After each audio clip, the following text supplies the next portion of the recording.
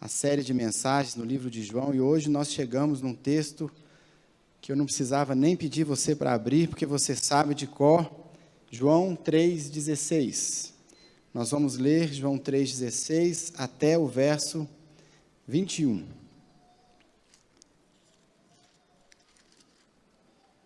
João capítulo 3, versículo 16, nós vamos ler do verso 16 até o verso 21. Todos acharam? Amém. João capítulo 3, verso 16, então, até o 21, diz assim a palavra de Deus.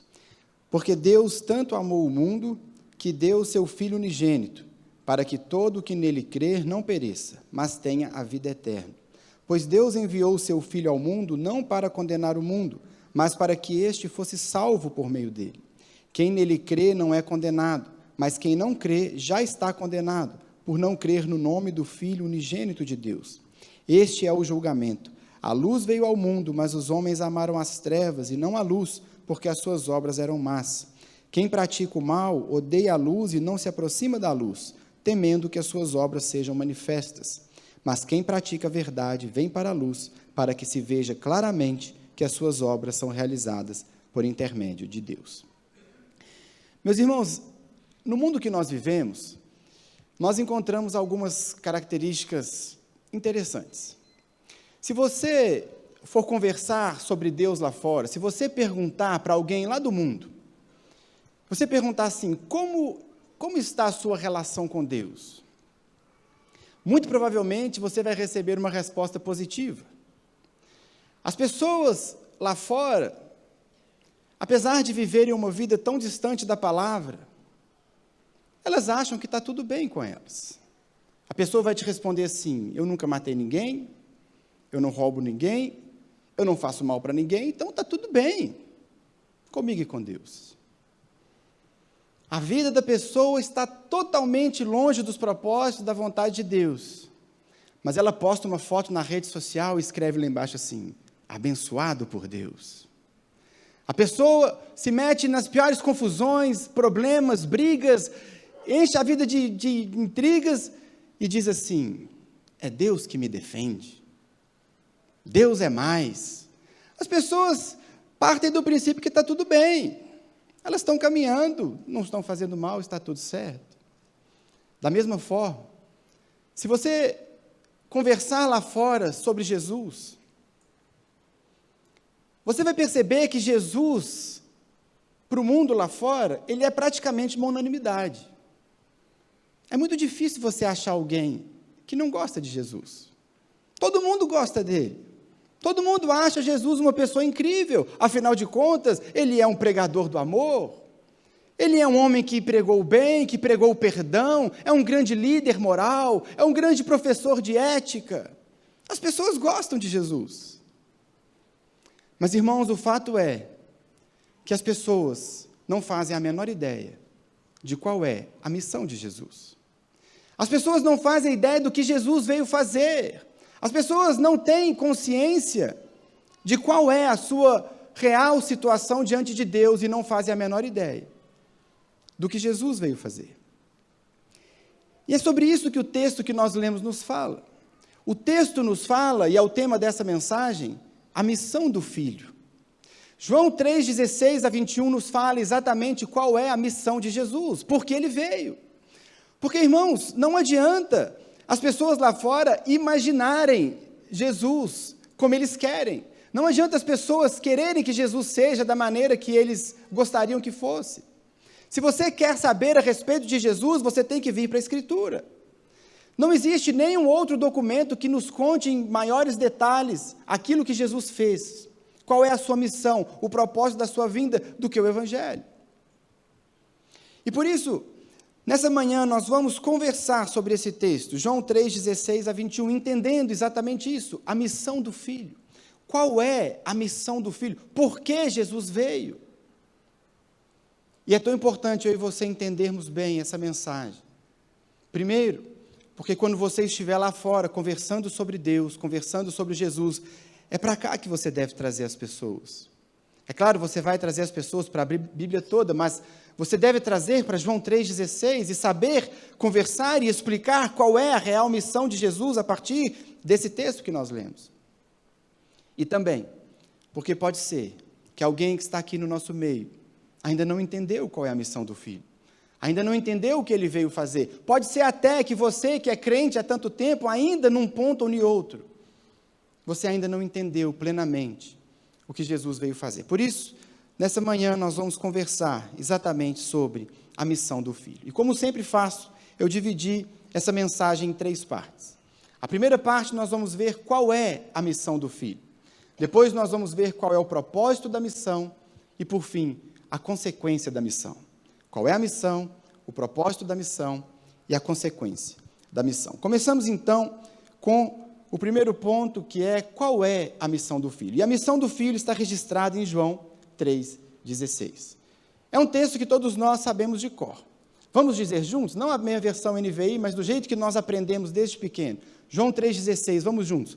Porque Deus amou o mundo de tal maneira que deu o seu Filho unigênito, para que todo aquele que nele crê não pereça, mas tenha a vida eterna.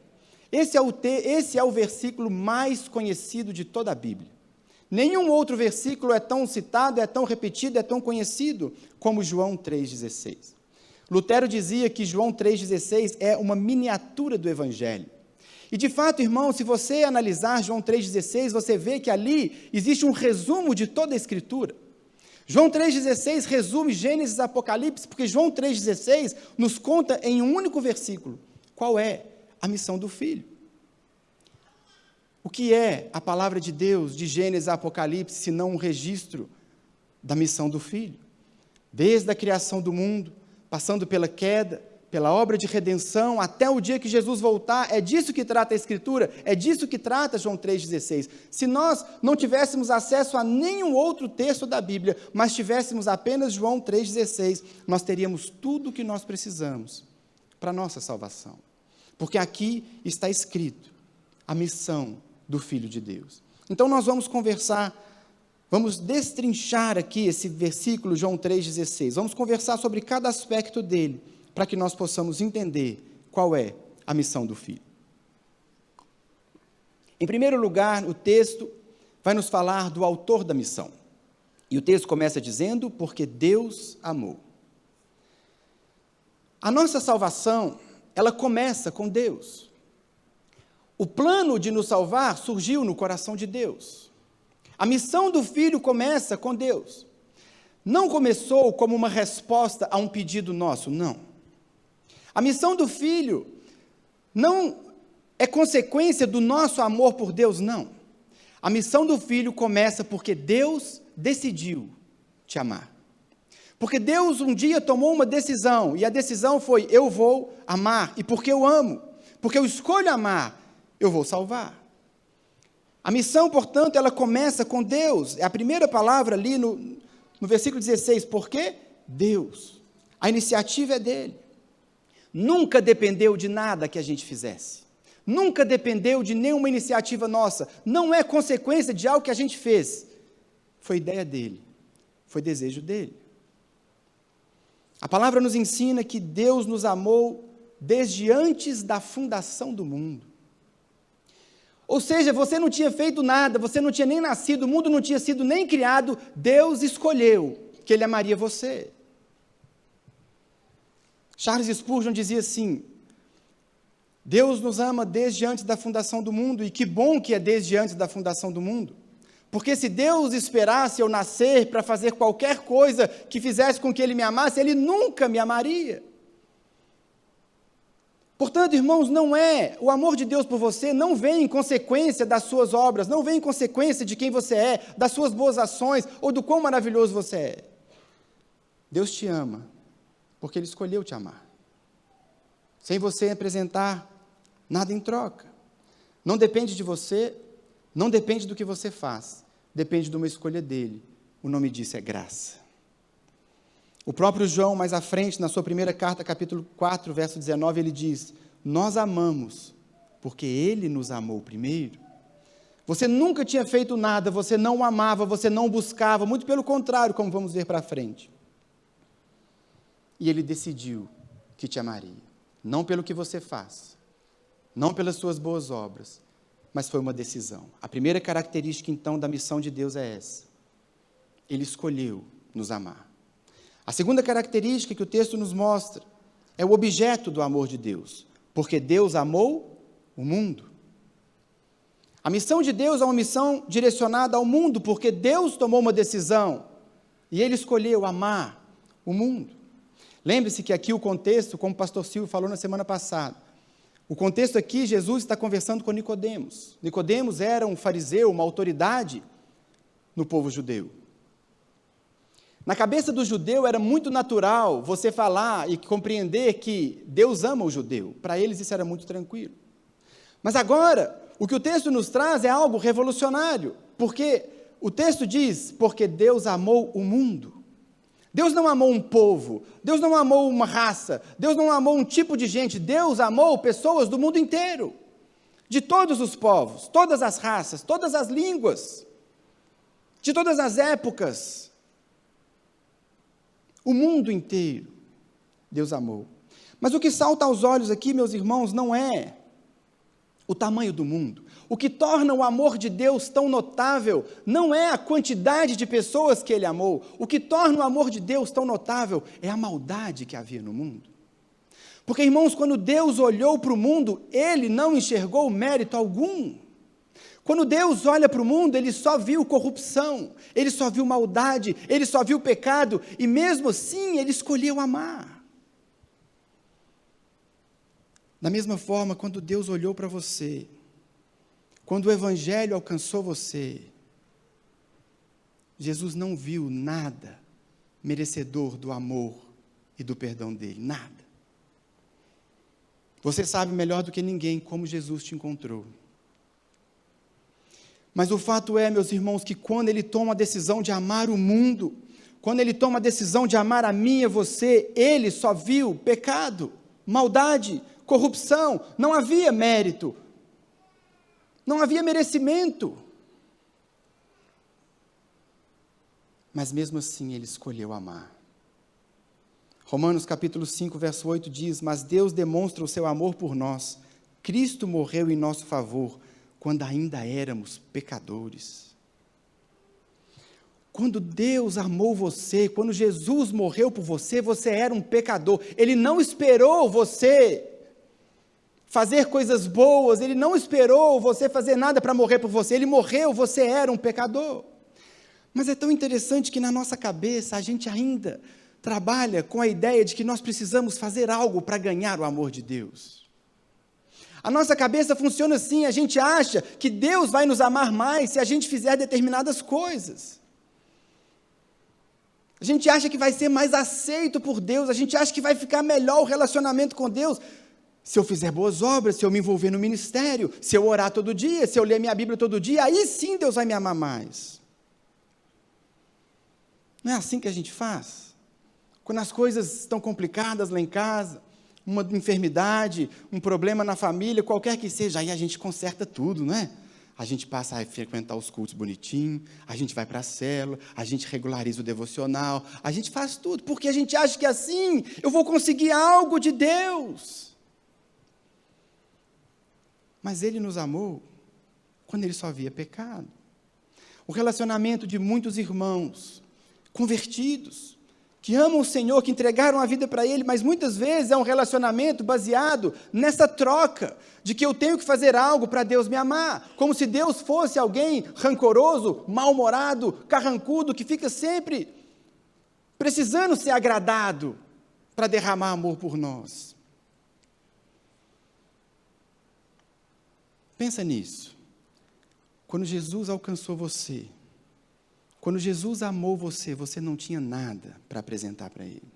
Nada. Por que é que agora que você se converteu, Ele vai exigir de você alguma coisa para te amar?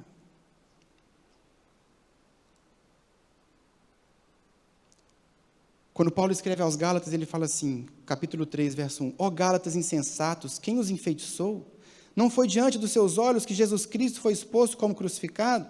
Gostaria de saber apenas uma coisa: foi pela prática da lei que vocês receberam o Espírito ou pela fé naquilo que viram? Será que vocês são tão insensatos que, tendo começado pelo Espírito, agora querem se aperfeiçoar pelo esforço próprio? Meus irmãos, o amor de Deus nos alcançou de graça. Seguindo o texto de Romanos, Paulo diz assim: como agora fomos justificados por seu sangue, muito mais ainda seremos salvos da ira de Deus, por meio dele.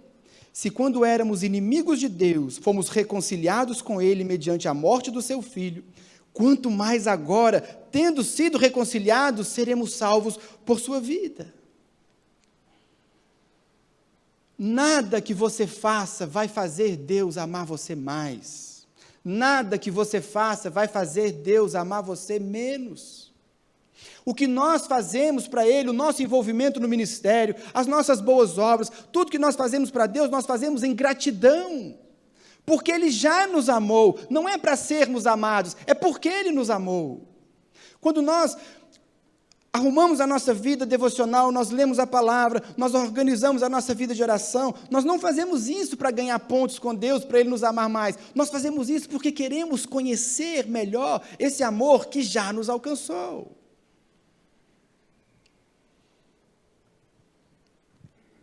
Ainda em Romanos, Paulo diz: pois eu estou convencido de que nem morte, nem vida, nem anjos, nem demônios, nem o presente, nem o futuro, nem quaisquer poderes, nem altura, nem profundidade, nem qualquer outra coisa na criação será capaz de nos separar do amor de Deus que está em Cristo Jesus, nosso Senhor. Meus irmãos, nós precisamos aprender a descansar no amor de Deus. Ele amou você quando Ele não via mérito algum. Ele ama você não pelo que você faz, não pelo que você entrega, não pelo que você representa. Ele ama você porque Ele escolheu te amar. Descanse no amor de Deus.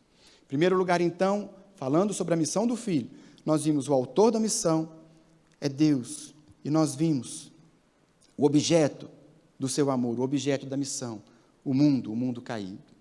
Em terceiro lugar, o que o texto de João 3,16 nos ensina é a motivação da missão. E o texto diz: porque Deus amou o mundo de tal maneira, porque Deus tanto amou o mundo. O que motivou a missão do Filho? Um intenso amor por mim e por você. O que motivou Jesus a empreender a sua missão foi o amor, o imenso amor que Ele derrama por mim e por você. Meus irmãos, o amor de Deus por nós é algo que nós não conseguimos sequer imaginar. Ele é maior do que você pode pensar. Ele é maior do que a sua mente pode conceber. Tim Keller tem uma frase, ele diz assim: o Evangelho é este: nós somos mais pecadores e falhos do que jamais ousamos acreditar, mas ao mesmo tempo somos mais amados e aceitos em Jesus Cristo do que jamais ousamos esperar. É muito maior do que você pode conceber. É muito maior do que o amor de uma mãe. Lá em Isaías está escrito: pode uma mãe se esquecer do filho que ainda amamenta? Mas ainda que essa mãe se esqueça, eu não me esquecerei de você. O amor de Deus é maior do que o amor entre irmãos, é maior do que o amor marido e mulher, é o maior amor que existe, maior do que a nossa capacidade de entender. Foi esse amor tão grande que motivou a sua missão. Mas aqui o texto nos diz que o amor de Deus, ele não fica restrito a palavras. O amor, meus irmãos, ele não pode ficar restrito a palavras. O amor implica em ação. Muitos casais têm problemas. No casamento, eles dizem assim: pastor, a minha esposa diz que me ama, mas não parece que ela me ama. Pastor, meu marido até fala que me ama, mas não parece. Não tem afeto, não tem carinho, não tem presente, não saímos juntos, não me leva para passear.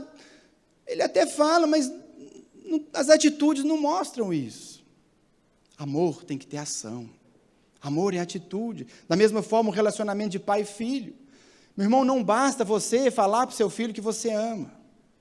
Você tem que falar que ama. olhar lá dentro da bolinha preta do olho dele e falar que você ama. Mas não basta dizer, você tem que demonstrar o seu amor, tem que sentar junto, tem que desligar o celular, tem que brincar, tem que ouvir, tem que viver junto, tem que demonstrar o amor. E aqui o texto está nos mostrando exatamente isso. Deus tanto amou o mundo, mas Ele amou de uma forma tão intensa, de uma forma tão incrível, que Ele fez algo. Ele deu o seu Filho unigênito. Perceba que o foco aqui é esse, é no que Ele fez. Ele tanto amou que Ele deu o seu Filho unigênito. Você já parou para pensar nisso? Deus não deu um anjo para nós. Deus deu o seu Filho unigênito. Aquele que é o objeto supremo do seu amor e afeto desde a eternidade, aquele com quem Deus tem o relacionamento mais puro de amor. O seu Filho unigênito foi Ele que Deus deu por mim e por você, pecadores. Que amor é esse? Que dá o seu Filho. O que você daria? Em troca de que você daria seu filho? Em troca de que ou de quem você daria o seu filho? Em troca de que você permitiria que machucassem seu filho? Em troca de que você permitiria que humilhassem o seu filho? Se você é pecador como eu, você vai dizer em troca de nada. Nada. Ninguém. Ninguém toca neles. Ninguém machuca os meus filhos. Ninguém faz mal para eles. Não é assim que a gente pensa dos nossos filhos? Depois que a gente vira pai, algumas passagens da Escritura se tornam um pouco mais difíceis de ler. Como na passagem que Abraão vai sacrificar Isaac. É ou não é verdade? Antes de ter filho é de boa. É uma história. Irmão, quando você se coloca no lugar daquele homem, é incômodo, é esquisito, é estranho pensar, é estranho, dá uma sensação ruim, porque o próprio pai vai fazer o mal para o seu filho.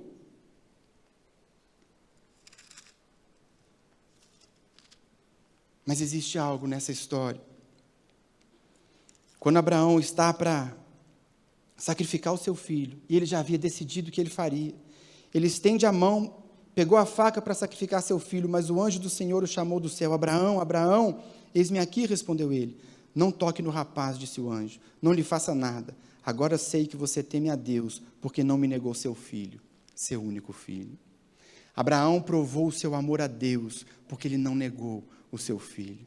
Deus prova o seu amor por mim e por você, porque ele não negou o seu filho. Na história de Gênesis 22, o filho foi poupado. O cordeiro, Deus proverá. Mas na história do Filho de Deus, ele não foi poupado. Ele foi sacrificado. Deus entregou o seu Filho, aquele de quem está escrito, dele, por ele e para ele são todas as coisas. Aquele, como eu disse, com quem Deus tem esse relacionamento mais puro de amor, desde a eternidade, o Filho amado. Foi ele que Deus moeu naquela cruz por mim e por você. Foi sobre ele que o próprio Deus descarregou toda a sua ira que deveria ser descarregada em mim e você. Foi sobre o próprio Filho que Deus fez isso por amor a mim e a você. Meus irmãos, que amor é esse? Que amor é esse? Quando nós compreendemos a missão do Filho, quando nós compreendemos o amor de Deus por cada um de nós, quando nós compreendemos o que representa o Filho de Deus naquela cruz, nós nunca mais questionamos o amor de Deus por nós. Se você entendeu que Deus te amou tanto, que Ele te deu o seu Filho, para sofrer, para ser humilhado, para ser torturado. Quando você entende isso, meu irmão, você entende o quanto Deus ama você e isso nunca mais sai do seu coração. Por isso, toda vez que você se sentir não amado por Deus, toda vez que o seu coração questionar o amor de Deus por você, olha para a cruz, olha para quem esteve lá, olha para que Deus fez com o seu filho por sua causa, e você nunca mais vai questionar o amor de Deus. Quando as coisas parecerem difíceis, quando as coisas parecerem sem rumo, quando você achar que Deus não te ama, que Deus te esqueceu, que Deus te abandonou, olhe para a cruz. Que outra prova de amor nós precisamos?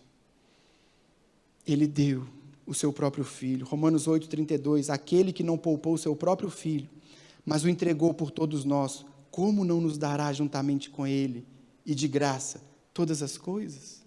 O que mais que ele não vai te dar? O que mais ele não faz por você? O que difícil demais para Deus te dar? O que o amor dele não é capaz de fazer por você, meu irmão? Ele te deu o Filho.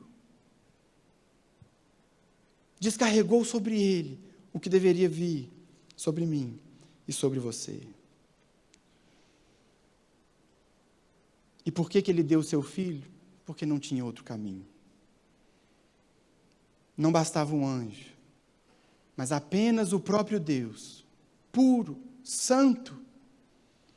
Ele precisava se fazer homem, receber a punição em nome dos homens e pagar assim a nossa dívida. Lá no Getsêmani, Jesus perguntou: Pai, não tem outro caminho? Se for possível, passa de mim esse cálice. Mas o cálice não passou, foi por amor a mim e a você. O que motiva então a missão do Filho? O intenso amor de Deus por mim e por você. Essa é a terceira característica aqui da missão. Em quarto lugar, nós vemos qual é a resposta esperada a esse amor. Qual é a resposta que nós devemos dar à missão do Filho?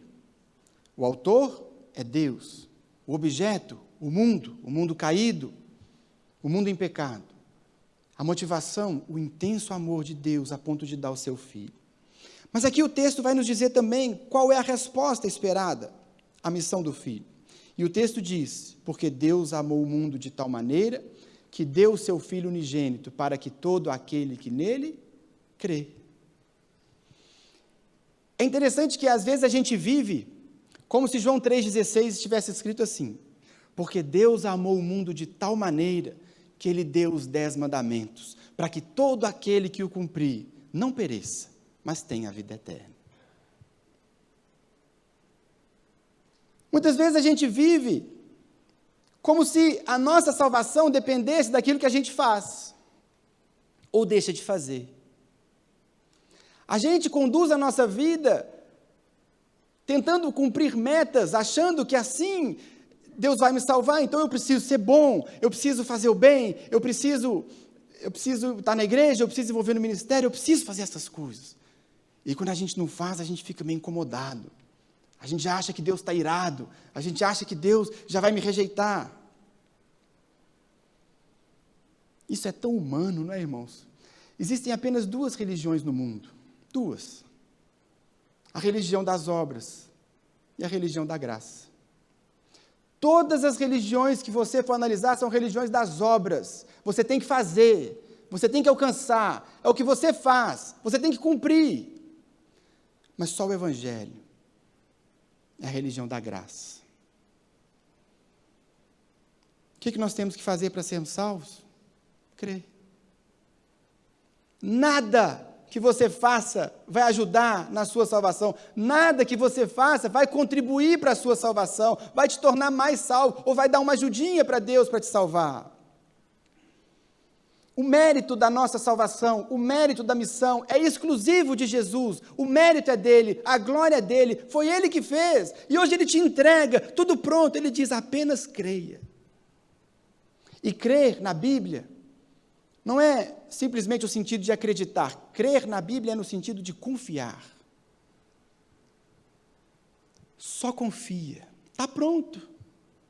Já fiz tudo o que precisava fazer. Nada que você faça vai somar, nada que você faça vai ajudar.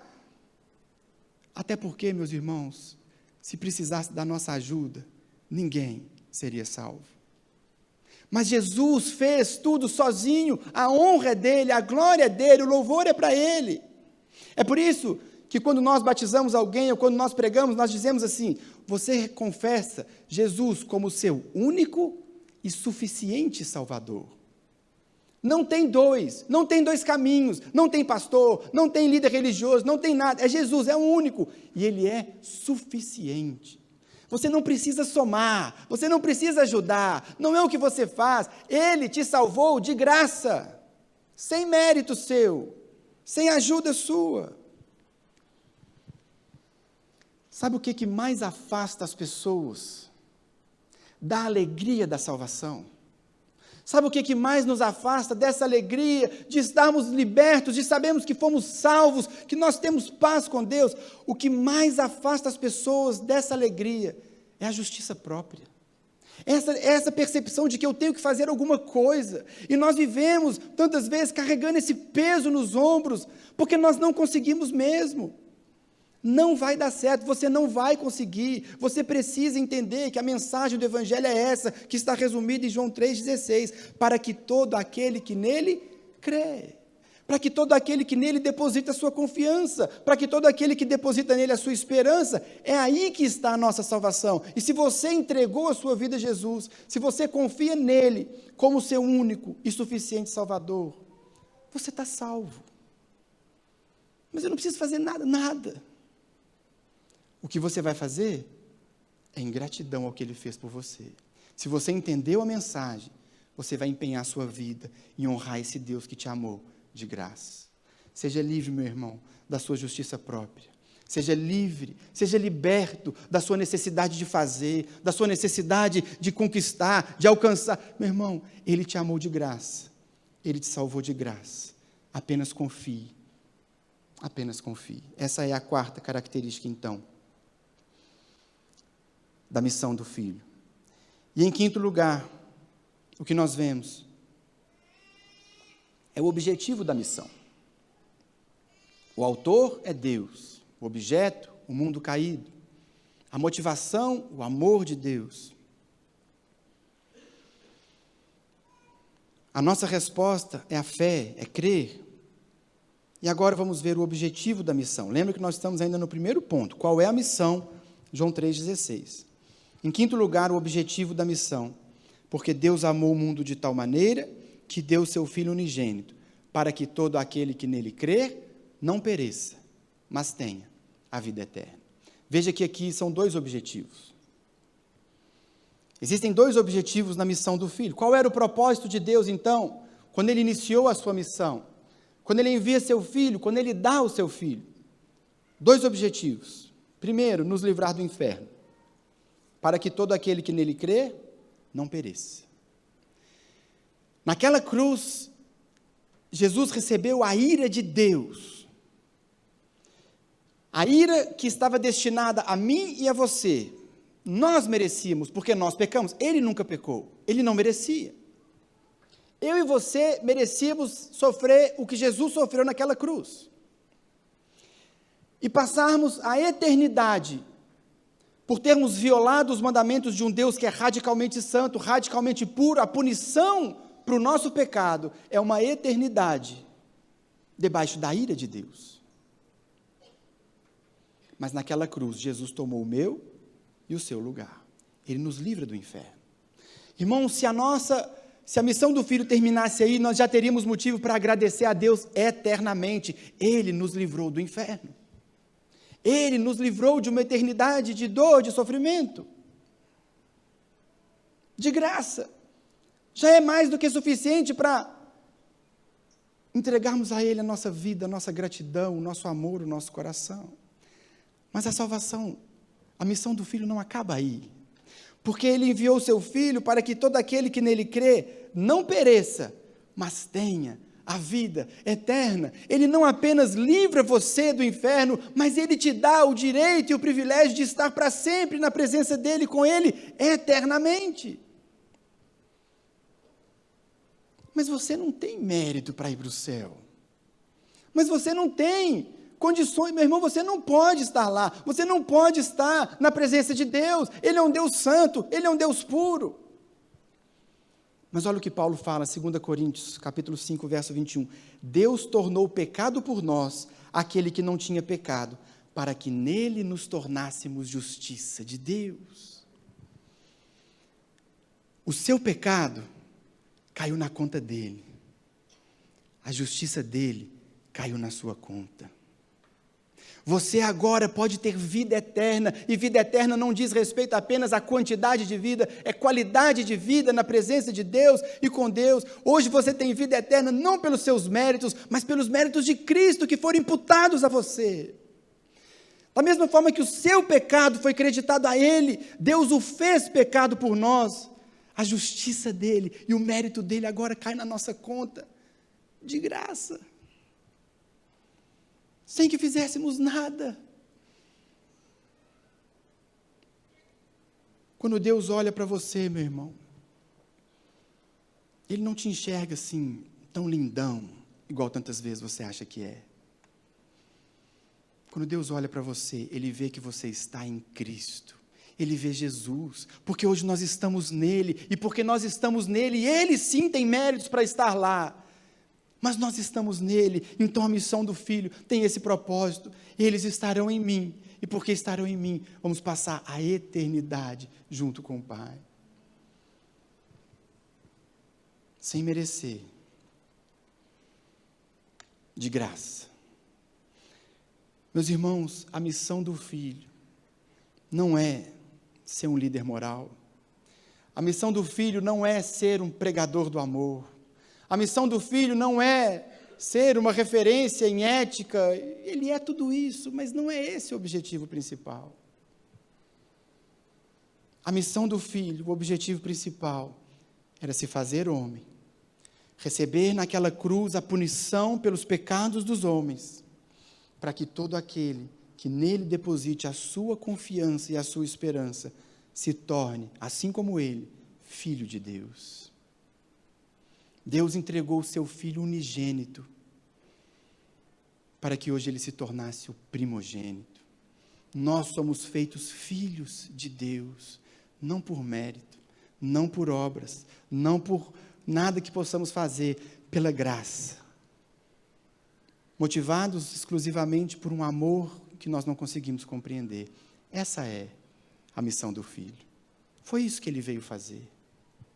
O resto é criação das pessoas. O resto é imaginação do povo. A missão do Filho é João 3,16. Mas o texto não termina aí. E o texto nos fala o propósito da missão. O primeiro ponto, então, qual é a missão do Filho? O segundo ponto, o propósito da missão. E o propósito da missão do Filho é salvação e não condenação. Vamos ler de novo os versos 17 e 18. Pois Deus enviou seu Filho ao mundo não para condenar o mundo, mas para que este fosse salvo por meio dele. Quem nele crê não é condenado, mas quem não crê já está condenado, por não crer no nome do Filho unigênito de Deus. Irmãos, isso aqui é algo que nós precisamos entender. Jesus não veio condenar o mundo, Jesus veio salvar. Jesus não veio criar uma nova religião para condenar todos aqueles que não aderirem a essa nova religião, não é isso.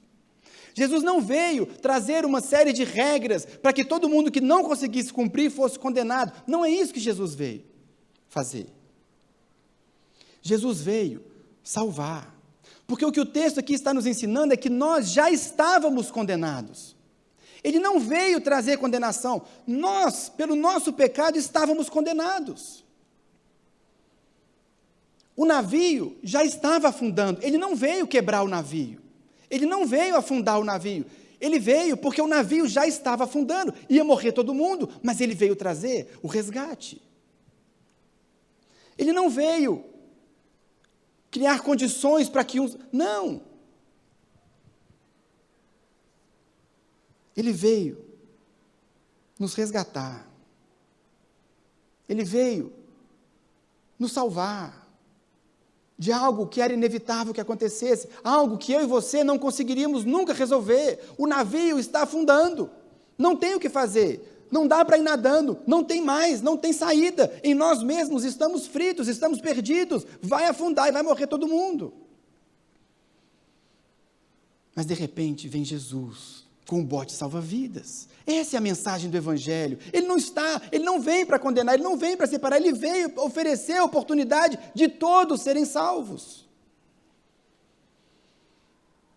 Por isso, meus irmãos, a mensagem do Evangelho não é mais uma religião. Evangelho não é mais uma religião. A mensagem do Evangelho não é um conjunto de mandamentos, um conjunto de regras morais que você tem que cumprir. Não é isso. O Evangelho é: coloque em Jesus toda a sua confiança, porque se você não subir nesse bote, vai morrer todo mundo.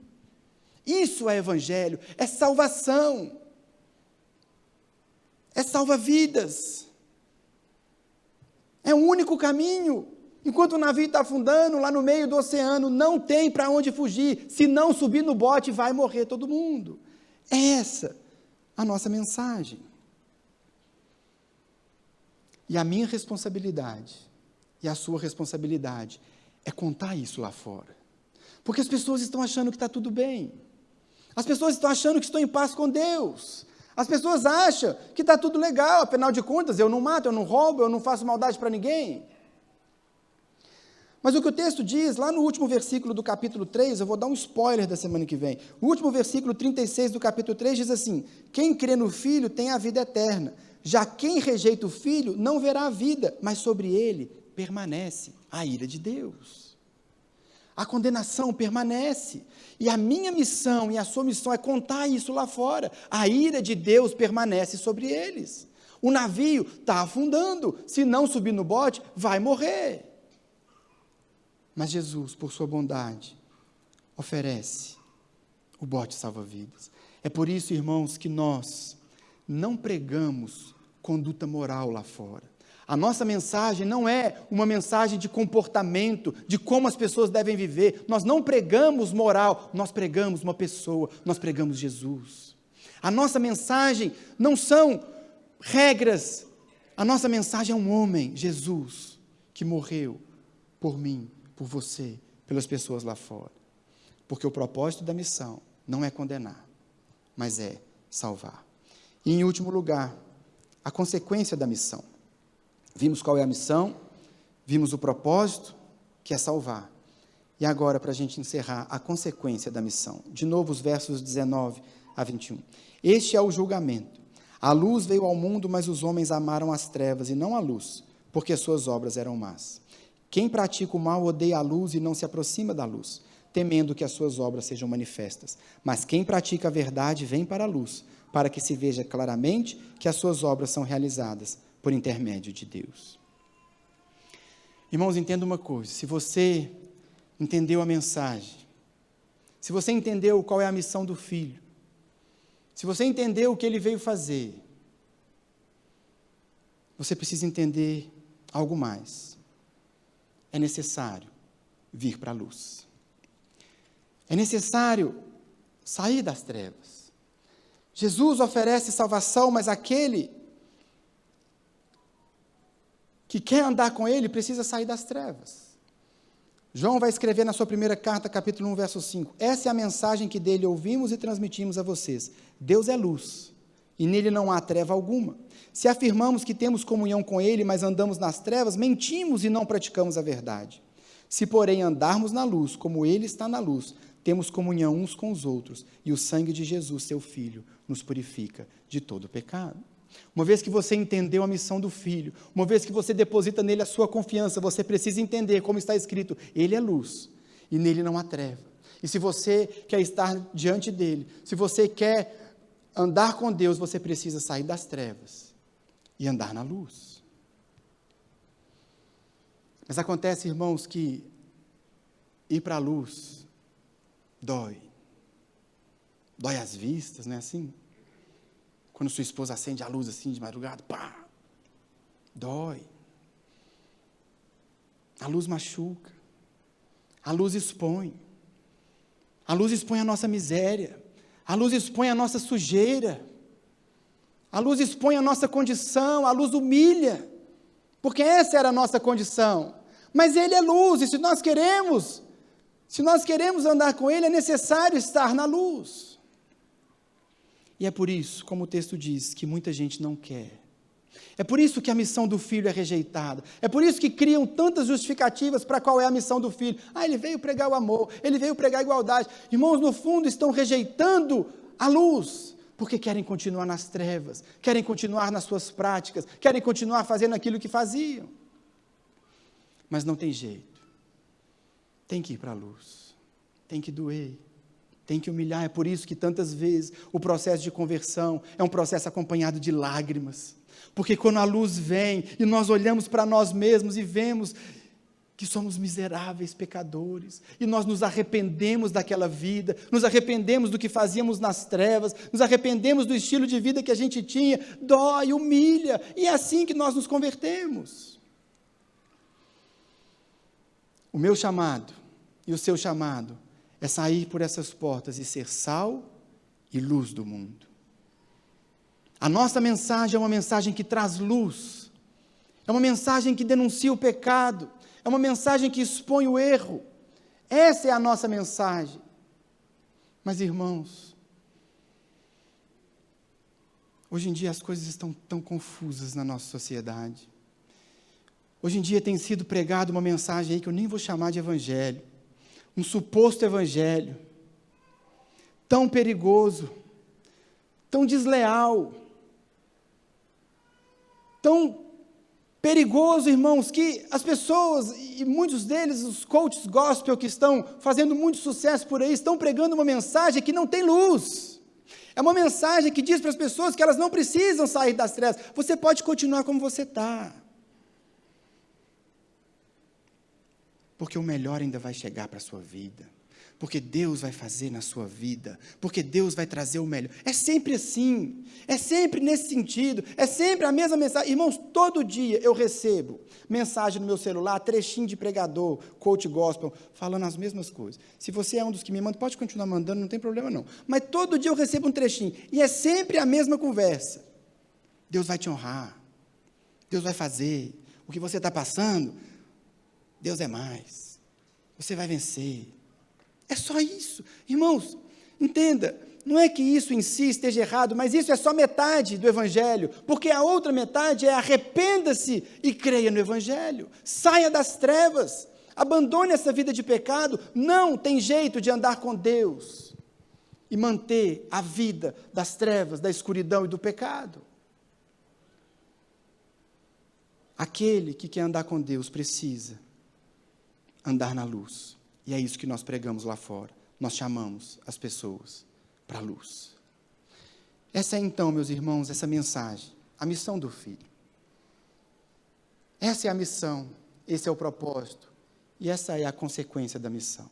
Eu queria encerrar fazendo duas aplicações, bem rápido. Na verdade, uma aplicação para dois públicos que nós temos aqui. Eu creio que nós temos dois públicos aqui nessa manhã. Um público eu tenho certeza. O segundo eu não tenho certeza. A primeira aplicação para o primeiro público é para você que é um cristão. Nós precisamos entender isso. Jesus escolheu a sua igreja para cumprir a sua missão. A missão do Filho, essa missão que nós conversamos aqui nessa manhã, Jesus dá a mim e a você o privilégio de sermos portadores dessa mensagem. A missão do Filho é propagada aí fora. A missão do Filho está em pleno desenvolvimento. E Jesus escolheu o que ele usaria? A igreja. A igreja surge. A igreja é criada, a igreja nasce como resultado da missão. Ou, em outras palavras, como diz um escritor, Christopher Wright, que escreveu um livro chamado A Missão do Povo de Deus, ele diz assim, preste atenção, não é que Deus tenha uma missão para a sua igreja, e sim que Ele tem uma igreja para a sua missão. Não é a igreja que tem a missão, é a missão que tem a igreja. E se você é a igreja, você foi chamado para fazer parte da missão. Que missão? A missão do Filho. João 3,16. Anunciar lá fora, pregar o Evangelho, irmãos. Esse é o nosso chamado, é isso que Deus nos comissionou para fazer. O chamado de Deus para nós não é ficarmos aqui nos nossos encontros, nos divertindo e esperando o dia que Jesus voltar. Não! O Filho está em missão. O Filho está agindo, a missão está em desenvolvimento, a missão alcançou você. E você é portador dessa mensagem. Não é você que tem uma missão, é a missão que tem você. Essa é a primeira aplicação. E a segunda aplicação, se houver aqui alguém no nosso meio que ainda não havia entendido a missão do Filho, talvez exista aqui um segundo público em nosso meio de alguém que ainda não havia compreendido o que o Filho veio fazer. Talvez alguém aqui achava que o Filho veio fazer outras coisas, mais fofinhas, do que morrer numa cruz, no meu e no seu lugar. Se essa é a sua realidade, talvez a missão tenha alcançado mais um coração nessa manhã. Se você se inclui nesse público, eu queria ver a sua mão. Se você hoje entendeu a missão do Filho e diz: eu quero crer, a missão me alcançou, a missão me pegou, Ele me tocou, eu entendi a mensagem, eu quero crer, eu quero que a missão seja efetiva em mim. Eu queria que você me desse um sinal com a sua mão. Há alguém aqui nessa manhã? Eu queria que você desse um sinal não para te expor, mas porque nós queremos celebrar. Celebrar, me desculpe, mas não a sua vida, mas celebrar o Cordeiro.